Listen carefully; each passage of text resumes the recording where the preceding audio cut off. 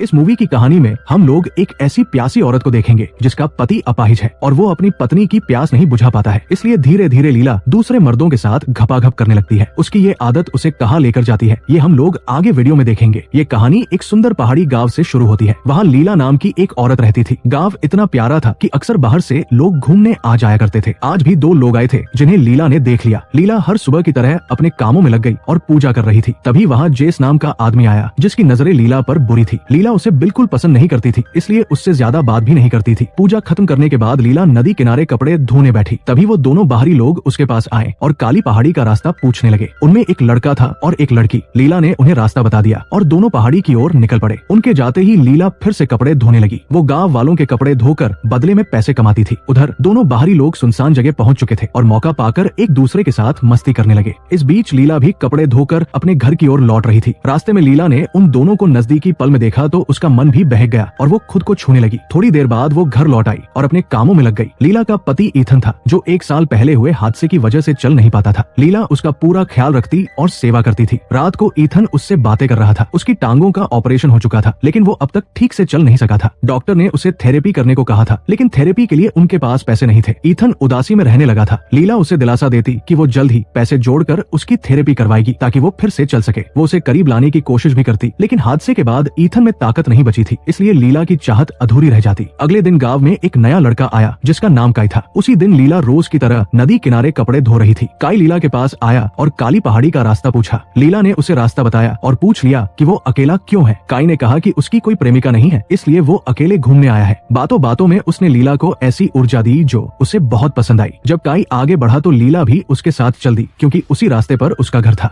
चलते चलते लीला के पैर में मोच आ गई। काई ने तुरंत उसे सहारा दिया और उसकी मोच ठीक कर दी। काई के छूते ही लीला का मन बहक गया और दोनों करीब आ गए। अगली सुबह लीला हिसाब कर रही थी कि तभी काई उसके घर आ पहुंचा। लीला ने हैरानी से पूछा कि वो यहाँ कैसे आया। काई ने बताया कि उसने गांव वालों से उसका घर पूछा था क्योंकि अब उसे लीला से लगाव हो गया था। लीला ने साफ कहा कि वो शादीशुदा है और उसका पति घर पर है। ये सुनकर काई चौंक गया। फिर लीला ने ये भी बताया कि उसका पति चल नहीं सकता। लीला ने कहा कि उसे अपने पति का पूरा ख्याल रखना पड़ता है। ये सुनकर काई बोला कि वो शहर में थेरेपी करता है और मदद कर सकता है। उसकी बात सुनकर लीला उसे घर के अंदर ले गई और ईथन से मिलवाया। उसने ईथन से झूठ कहा कि काई यहाँ सिर्फ घूमने आया है और गांव वालों ने उसे थेरेपी के लिए भेजा है। लीला की बात पूरी होते ही काई ने ईथन का हाल पूछा और उसकी रिपोर्ट देखी। फिर उसने हादसे के बारे में जानना चाहा तो बताया गया कि ईथन पीठ के बल पेड़ से गिरा था। सब कुछ सुनने के बाद काई ने ईथन की टांगों की जांच की। फिर वो लीला के साथ घूमने लगा और उसे भरोसा दिलाया कि वो जल्द ही ईथन की थेरेपी शुरू करेगा और इसके लिए कोई पैसे भी नहीं लेगा। घूमते घूमते वो लीला को अपने टेंट तक ले आया जहाँ वो रहता था।